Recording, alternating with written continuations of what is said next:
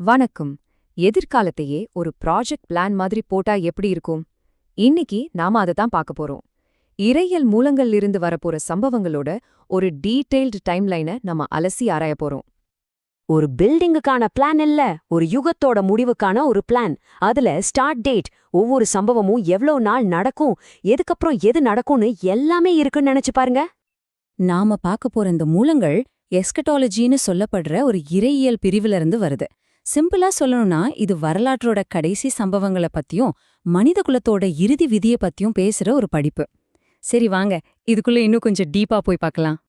சரி, இப்போ இந்த டைம்லைன்ங்கிற மேப்பை பார்க்கறதுக்கு முன்னாடி அதோட ரூல்ஸை நம்ம புரிஞ்சுக்கணும். அதாவது ஒவ்வொரு சம்பவமும் காலத்துல எப்படி ஒன்னோட ஒன்னு கனெக்ட் ஆயிருக்குன்னு தெரிஞ்சுக்கணும். அப்போதான் இந்த மேப் நமக்கு புரியும். இந்த கணக்கீடுகளை புரிஞ்சுக்கிறதுக்காக ஒரு கற்பனையான ஆரம்ப தேதியை எடுத்துக்கலாம். உதாரணத்துக்கு February 6, 2026ன்னு வச்சுக்குவோம். இங்க முக்கியம் தேதி இல்ல, ஆனா அந்த தேதியிலிருந்து கணக்கிடப்படுற கால அளவுகளும் சம்பவங்களோட வரிசையும்தான். இந்த டைம்லைன்ல 2 முக்கியமான வகை சம்பவங்கள் இருக்கு. ஒன்னு சீக்வென்ஷியல், அதாவது ஒன்னுக்கு அப்புறம் இன்னொன்னு வரிசையா நடக்கிறது, ஒரு சமையல் குறிப்பு மாதிரி. இன்னொன்னு பேரலல், அதாவது ஒரே நேரத்துல பல சம்பவங்கள் நடக்கிறது, ஒரு ப்ராஜெக்ட்ல பல வேலைகள் ஒரே நேரத்துல நடக்கிற மாதிரி. இந்த ரெண்டுக்கும் இருக்கிற வித்தியாசத்தை நம்ம புரிஞ்சுக்கிறது ரொம்ப முக்கியம். இதுல மூணாவதா ஒரு வகை இருக்கு. அதுதான் இன்ஸ்டன்டேனியஸ், அதாவது உடனடி நிகழ்வுகள்.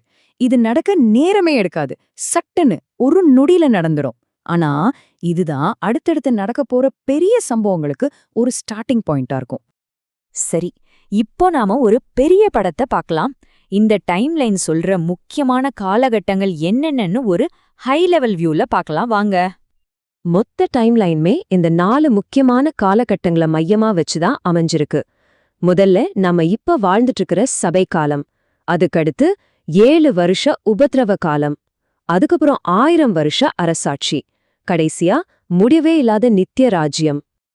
நாம இப்போ இருக்கிற சபை காலத்துல இருந்து அடுத்த கட்டமான உபத்திரவ காலத்துக்கு எப்படி போவோம்? அது ஒரு நொடியில நடக்கும்னு சொல்லப்படுது. ராப்சர் அல்லது ரகசிய வருகைன்னு சொல்லப்படுற சில உடனடி நிகழ்வுகள் மூலமாதான் இந்த மாற்றம் நடக்குது. அப்போதான் விசுவாசிகள் திடீர்னு பூமியிலிருந்து காணாம போயிடுவாங்கன்னு விவரிக்கப்பட்டிருக்கு. அந்த மூலங்கள் என்ன சொல்லுதுன்னா, ஒரே ஒரு நொடியில 3 விஷயம் நடக்குமா. 1, கிறிஸ்துவுக்குள்ள இறந்தவங்க உயிரோட எழுவாங்க. 2, கிறிஸ்துவு மேகங்கள்ல தோன்றுவார். 3, உயிரோட இருக்கிற விசுவாசிகள் அவரை சந்திக்கிறதுக்காக மேலெடுத்து கொள்ளப்படுவாங்க. இப்படி ஒரே நொடியில நடக்கிற இந்த ஒரு சம்பவம் தான் பூமியில அடுத்து வரப்போற அந்த 7 வருஷ உபதிரவ காலத்தோட தொடக்கத்துக்கான ஒரு ஸ்டார்டிங் கன் மாதிரி. சரி, இப்போ அந்த 7 வருஷ காலத்துக்குள்ள என்ன நடக்கும்னு பாப்போம். இதுல ரொம்ப சுவாரஸ்யமான விஷயம் என்னன்னா, இதுக்குள்ள நடக்கிற சம்பவங்கள் எல்லாம் ஒன்னோட ஒன்னு பின்னி பிணைஞ்சு சிலது ஒரே நேரத்துல நடக்கும். இந்த பெரிய உலகளாவிய குழப்பங்கள் நடக்கப் போற காலத்துக்கு மூலங்கள் ஒரு துல்லியமான டியூரேஷன் கொடுக்குது, 7 வருஷங்கள். இன்னும் கரெக்டா சொல்லணும்னா 2520 நாட்கள். இந்த 7 வருஷ காலத்தை சரியா பாதியா பிரிக்கலாம். 3 வருஷம், கடைசி 3 வருஷம். இதுக்கு நடுவுல சென்டர் பாயிண்ட்ல பாழாக்கும் அருவருப்புன்னு ஒரு சம்பவம் நடக்குது. இது உபத்திரவத்தோட 2வது இன்னும் மோசமான பாதிக்கு ஒரு தொடக்கமா அமையுது. இங்கதான் நம்ம முன்னாடி பேசின parallel events, அதாவது இணை நிகழ்வுகள்ன்ற கான்செப்ட் ரொம்ப தெளிவா புரியும். பாருங்க, முதல் 3 வருஷத்துல ஒரு பக்கம் அந்தி கிறிஸ்து அதிகாரத்துக்கு வரா, அதே நேரத்துல இன்னொரு பக்கம் 2 சாட்சிகள் பிரசங்கம் பண்றாங்க, 3ஆம் ஆலயம் கட்டப்படுது, கோக் மாகோக் யுத்தம் நடக்குது. இப்படி பல விஷயங்கள் ஒரே டைம்ல நடக்குது. இந்த இணை நிகழ்வுகள் நடந்துட்டு இருக்கும்போதே தொடர் நிகழ்வுகளும் நடக்குது, அதாவது சீக்வென்ஷியல். 3 விதமான தெய்வீக நியாய தீர்ப்புகள் ஒன்னுக்கப்புறம் ஒன்னு வரிசையா வருது. முதல்ல 7 முத்திரைகள், அதுக்கப்புறம் 7 எக்காலங்கள், கடைசியா 7 கலசங்கள். போக போக இதோட தீவிரம் அதிகமாயிக்கிட்டே போகும்.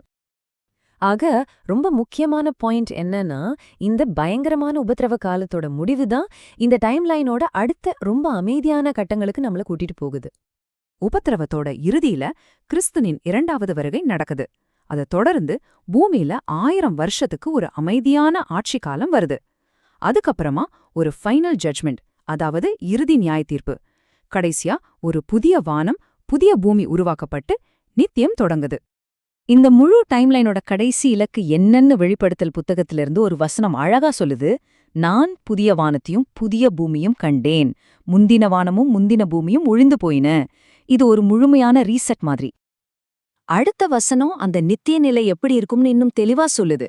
இனி மரணமும் இல்லை, துக்கமும் இல்லை, அலறுதலும் இல்லை, வருத்தமும் இல்லை, முந்தினவைகள் ஒழிந்து போயின. அதாவது இந்த டைம்லைன்ல நாம பார்த்த எல்லா குழப்பங்களும் கஷ்டங்களும் நிரந்தரமா முடிவுக்கு வந்து ஒரு முழுமையான அமைதி வரும்னு சொல்லுது. அப்போ நாம புரிஞ்சுக்க வேண்டியது என்னன்னா, இது வெறும் அழிவுகளோட லிஸ்ட் மட்டும் இல்ல, இதுக்கு ஒரு தெளிவான ஆரம்பம் இருக்கு, ரொம்ப சிக்கலான ஒரு நடுப்பகுதி இருக்கு, ஆனா கடைசியா ஒரு உறுதியான நம்பிக்கையான முடிவும் இருக்கு. இது ஒரு முழுமையான கட்டமைப்புள்ள கதை. இப்போ ஒரு கேள்வி வருது. எதிர்காலத்தை இப்படி ஒரு வரைபடமா போட்டு பாக்குறது, அது நிஜமோ கற்பனையோ, இன்னைக்கு நாம வாழ்ற வாழ்க்கைய பத்தின நம்ம பார்வை எப்படி மாத்துது? இது நம்மள காலம், நம்ம வாழ்க்கையோட நோக்கம், அப்புறம் இனி என்ன வரப்போகுதுன்னு ஆழமா யோசிக்க வைக்குது இல்லையா?